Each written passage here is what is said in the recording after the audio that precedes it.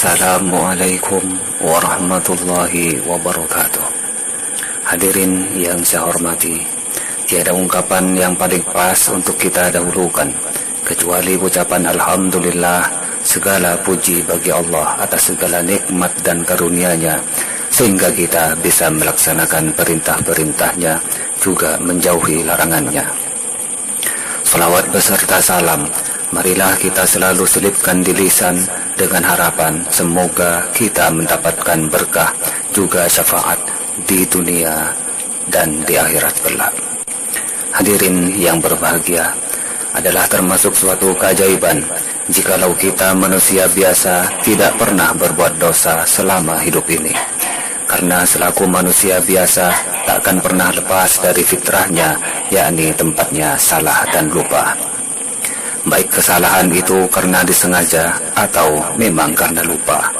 Jika kesalahan itu kita kerjakan karena betul-betul lupa, maka Allah pasti sudah mengetahui dan mengampuni.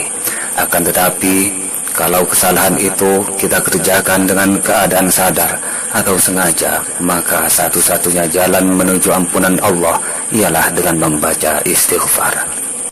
Dan ternyata hadirin, membaca istighfar itu bukan hanya sekedar untuk menghapus dosa-dosa, melainkan juga untuk mendapatkan keutamaan-keutamaan lain.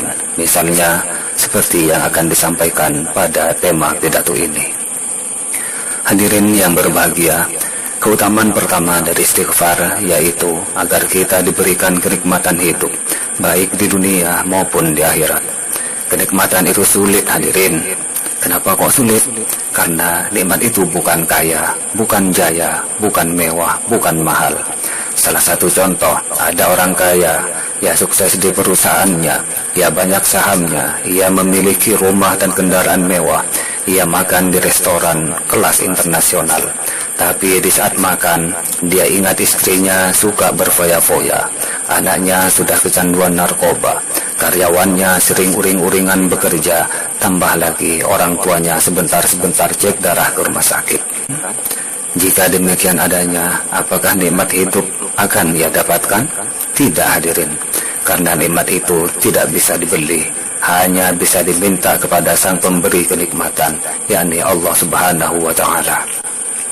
Allah Tabaraka wa Ta'ala berfirman, Qala Allah Tabaraka wa Ta'ala, wa nistaghfiru rabbakum thumma tubu ilaihi yumatti'akum mata'an hasanan ila ajalin musamma wa yu'ti kulli dhi fadlin fadlah wa in tawallaw fa inni akhafu 'alaikum 'adzaba yaumin kabir.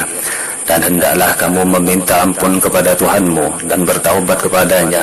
Jika kamu mengerjakannya, niscaya Dia akan memberi kenikmatan yang baik terus-menerus kepadamu sampai kepada waktu yang telah ditentukan. Dan Dia akan memberikan kepada setiap orang yang mempunyai keutamaan balasan keutamaannya. Jika kamu berpaling, maka sesungguhnya aku takut kamu akan ditimpa siksa hari kiamat. Al-Quran Surah Hud ayat 3. Hadirin yang dirahmati Allah, keutamaan kedua dari istighfar yaitu agar kita dianugerahi berkah dari langit berupa hujan, juga berkah dari bumi berupa biji-bijian, buah-buahan, sayur-sayuran dan lain sebagainya. Sehingga dengan itu kita mendapatkan kekuatan, kebugaran tubuh karena kebutuhan air tercukupi, kebutuhan gizi juga terpenuhi. Inilah berkah istighfar kita atau orang yang mengistighfarkan kita. Sebaliknya, jika kita tidak mau beristighfar, maka berkah dari langit dan bumi akan tertahan atau hanya menjadi satu ancaman terhadap keselamatan jiwa-jiwa, seperti misalnya berupa bencana atau malapetaka. Na'udzubillahi min dzalik. Maka di saat-saat sulit, kejepit, paceklik dan juga rumit, kita semestinya segera istighfar. Qala Allah Tabaraka wa Ta'ala, وَيَا قَوْمِ اسْتَغْفِرُوا رَبَّكُمْ ثُمَّ تُوبُوا إِلَيْهِ يُرْسِلِ السَّمَاءَ عَلَيْكُمْ مِدْرَارًا وَيَزِدْكُمْ قُوَّةً إِلَى قُوَّتِكُمْ وَلَا تَتَوَلَّوْا مُجْرِمِينَ. Allah Tabaraka wa Ta'ala berfirman, Dan Hud berkata, "Hai kaumku, mohonlah ampun kepada Tuhanmu, lalu bertobatlah kepadanya. Niscaya Dia menurunkan hujan yang deras atasmu, dan Dia akan menambahkan kekuatan kepada kekuatanmu. Dan janganlah kamu berpaling dengan berbuat dosa." Al-Quran Surah Hud ayat 52. Hadirin rahimakumullah, keutamaan ketiga dari istighfar yaitu agar kita mendapatkan solusi dari setiap kesulitan, juga mendapatkan rezeki tanpa diduga-duga.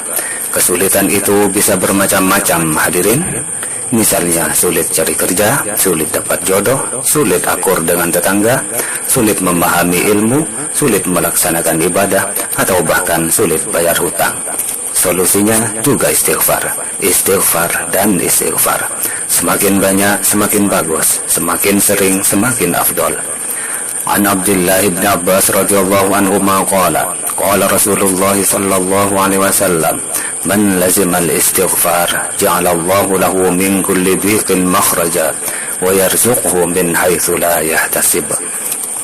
Dari Abdullah bin Ibnu Abbas radhiyallahu anhuma berkata, Rasulullah sallallahu alaihi wasallam bersabda, "Barang siapa membiasakan istighfar, niscaya Allah memberikan jalan keluar dari setiap kesulitannya dan memberikan rezeki dengan cara tak terduga-duga." Hadis riwayat Abu Daud, Ibnu Majah, Ahmad, Tabrani, Baihaqi dan lainnya. Hadirin yang berbahagia, ini saja yang dapat saya sampaikan. Mudah-mudahan 3 keutamaan istighfar ini bisa memberi semangat kepada kita agar rajin beristighfar, sehingga nantinya tergolong kepada ahli taubat demi kebahagiaan hidup kita di dunia dan di akhirat. Amin ya rabbal alamin. Jika ada jarum patah, jangan disimpan dalam peti. Jika ada kata-kata yang salah, jangan disimpan ke dalam hati. Ihdinas siratal mustaqim. Tsumma assalamu alaikum warahmatullahi wabarakatuh.